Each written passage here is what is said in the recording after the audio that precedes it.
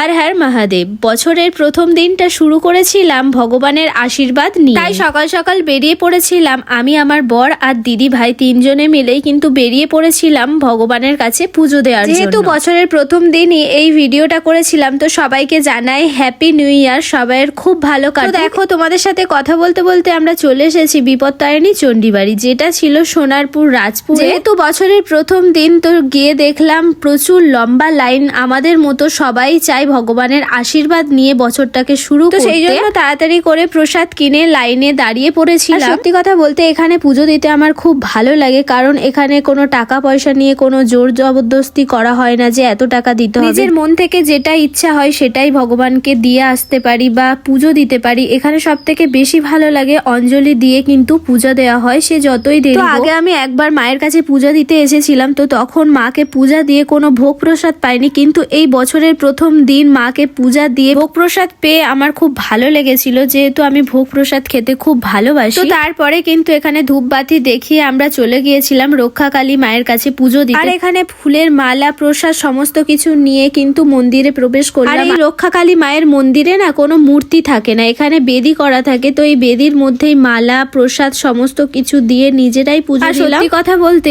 ভগবানের পুজো দিয়ে মন থেকে যা শান্তি পাওয়া যায় না, সেটা আমি যেন কোথাও পাই। যাই হোক, এখানে কিন্তু মাকে মালা পরিয়ে আমার মনের যত মনস্কামনা বাসনা যাই ছিল মায়ের কাছে প্রার্থনা করে নিলাম। তারপরেই কিন্তু আমি দেবাদিদেব মহাদেবের মাথায় জল ঢেলে নিলাম। তো এই ছিল আমার ছোট্ট ভিডিও। ভগবানের কাছে এটাই প্রার্থনা করি সবার এই বছরটা খুব ভালো কাটুক, সুস্থ কাটুক। তো সবাইকে টাটা।